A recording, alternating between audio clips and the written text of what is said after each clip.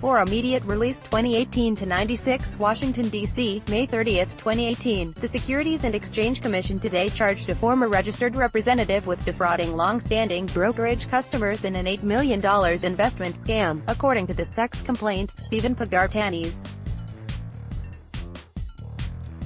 who was affiliated with a registered broker-dealer, told some investors, including retirees who had been Pagartanis's customers for many years, that he would invest their funds in either a publicly traded or private land development company. He promised that the funds would be safe and also promised guaranteed monthly interest payments on the investments. At Pagartanis's direction, his investors wrote checks payable to a similarly named entity that was secretly controlled by Pagartanis. In all, the customers invested approximately $8 million, which Pagartanis used to pay personal expenses and make the guaranteed interest payments to his customers, to conceal the scam, which unraveled earlier this year when Pagartanis stopped making the so-called interest payments to customers. Pagartanis created fictitious account statements reflecting ownership interests in the land development companies. Suffolk County District Attorney's Office today filed criminal charges against Pagartanis.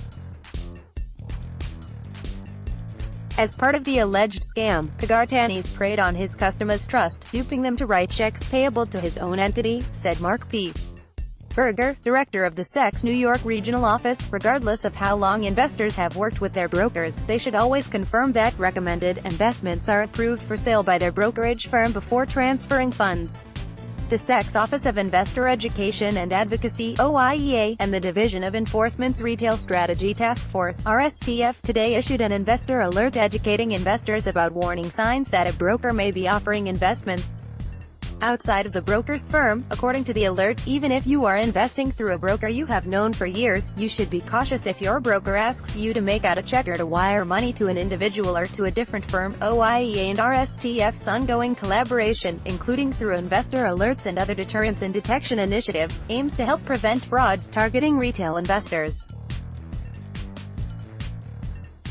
The sex complaint, filed in federal district court in Brooklyn, charges Pagartanis with violating the anti-fraud provisions of the federal securities laws. The SEC is seeking a judgment ordering Pagartanis to disgorge his allegedly ill-gotten gains, plus prejudgment interest, and to pay financial penalties.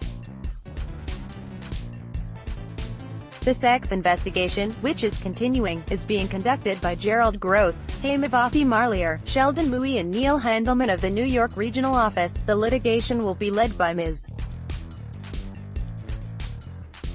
Marlier and Mr. Mui. The case is being supervised by Lara Shell of Marabin. The SEC appreciates the assistance of the Suffolk County District Attorney's Office and FINRA.